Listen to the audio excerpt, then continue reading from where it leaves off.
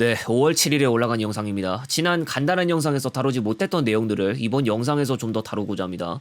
며칠 사이에 추가로 들어온 소식들까지 포함하고 있습니다. 그리고 어제 또 한 번 매거진에서 그랜버드가 내년 1월 단종이 기정사실화가 되어 가고 있다는 이야기가 나왔는데 기아에서는 주문이 밀렸다는 것일 뿐 반사는 한 번도 이야기한 적 없습니다.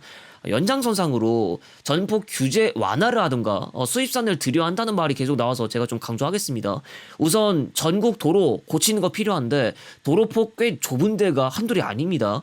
차량 운영에 있어서 유지 보수가 아주 기초적으로 뒷받침돼야 하는데 저 같으면 부품 수급망부터 부실한 상태에서 수입산 들여서 관리할 자신 없습니다. 이미 단편 에피소드에서도 얘기했지만 수입산 버스가 공급망 때문에 대인 전력이 있습니다. 그 말 많던 중국산 전기버스도 예외가 없었어요. 강조하겠지만 이건 영업이자 사업입니다. 네오버스 같이 공장 정리하고 사후 지원이 열악해진 차량 막막합니다. 같은 상용차 입장인 트럭 몰았던 분도 답답한 심정이 있어서 한마디 하셨는데 새겨 들어볼 이야기입니다. 이건 운영까지 안 들어가면 설명이 안 됩니다.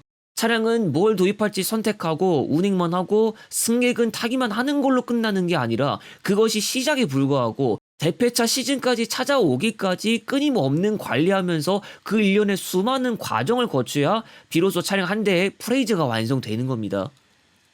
오는 11일 동대구 양산 노선 운행 중단될 예정입니다. 천마고속에서 하루 3회 운행하고 있었던 노선인데 경부 기존선과 중첩되고 있었습니다. 아주 적긴 해도 KTX를 타고 이동할 수도 있었고 일반 열차도 얼마든지 가능했고요. 물론 물군역을 통해서 들어가야 합니다. 앞으로 버스로 이동하기가 굉장히 애매해질 것 같은데 그나마 노포동 부산종합버스터미널이 있지만 양산 시내 방면 버스 연기가 부실한 편이기도 하고 양산 도시철도 개통도 아직 안 되어 있습니다. 대선고속 운행 노선 감회가 예정되고 있습니다. 오는 9일에 청주 구미 동대구 노선 운행 횟수가 11회에서 9회로 조정됩니다.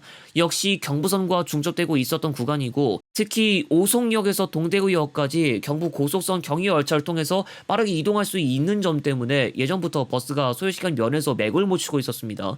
같은 날 인천공항 진주계양 통영 거제구역 노선과 같은 경원역의 공배 노선도 횟수가 줄어들어서 7회로 조정됩니다. 앞선 5월 3일 인천공항 청주 노선에 프리미엄 등급이 다시 돌아왔습니다. 충북고속이 얼마 전 출고한 프리미엄 버스가 이 노선에 배치됐고요.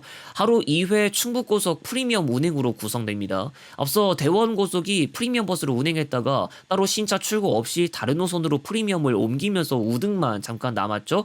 프리미엄 이용하실 분들은 충북고속 차량편을 통해서 다시 가능하게 됐다는 점 참고하시기 바랍니다.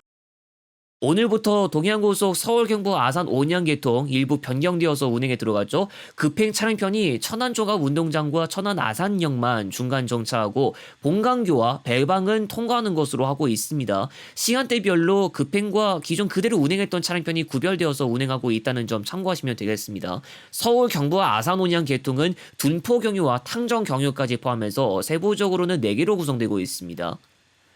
업계에 따르면 다올 PE는 지난해 KPG 파트너스로부터 한양고속 지분 100%를 인수했고 그 시즌 전후로 충남고속 경영권도 얻었습니다. 이렇게 해서 다올 PE가 운수사 두 곳에 가져가게 됐습니다. 지난해 한양고속의 본사를 예산으로 옮기고 충남고속의 본사 사무실을 함께 쓰는 구조로 바뀌기도 해서 통합 운영에 염두를 두고 있는 것으로 보인다는 이야기도 나오고 있죠. 충남고속 실적을 살펴보면 지난해 매출 530억 원, 영업이익 35억 원을 기록하면서 2024년도에 비해서도 상향된 것으로 나타났고 한양고속도 역시 2024년도에 비해 개선되어서 매출 364억 원, 영업이익 27억 원을 기록했습니다. 충남고속 순차입금은 25억 원으로 자기자본 233억 원에 비해 11%에 불과하고 이자 비용은 1억 원 안팎, 한양고속의 지난해 차입금 이자 비용은 1억 원 미만으로 재무 구조가 탄탄한 편인 것으로 평가되고 있습니다. 전북고속 측의 무주와 진안 장수 쪽으로 통하는 시외버스가 당초 3월부터 수익성 악화, 버스 부족, 승무사원 부족 등을 이유로 감축하는 계획을 추진하려고 했다가 우선 보류했습니다. 운수사 측은 지역 주민들이 반발한 데다 지방선거 등으로 운행 대수와 시간 변경을 위한 지방자치단체와의 업무 협의도 쉽지 않다면서 종전 그대로 유지할 방침이라고 했습니다. 감축 계획을 추진할 당시 노선 21개, 왕복 기준 58회 가운데서 노선 15개, 26회가 휴업 신청 대상에 포함됐죠. 전북도는 지난 4년간 적자 노선 손실액의 약 88.9%를 지원했는데 타시도 평균 약 50에서 60%에 비하면 높은 수준인 것으로 나타났습니다. 운수업계에서는 추가 지원을 요구하고 있지만 도는 경영 효율화 노력을 먼저 해야 한다는 입장을 내놓은 바 있습니다.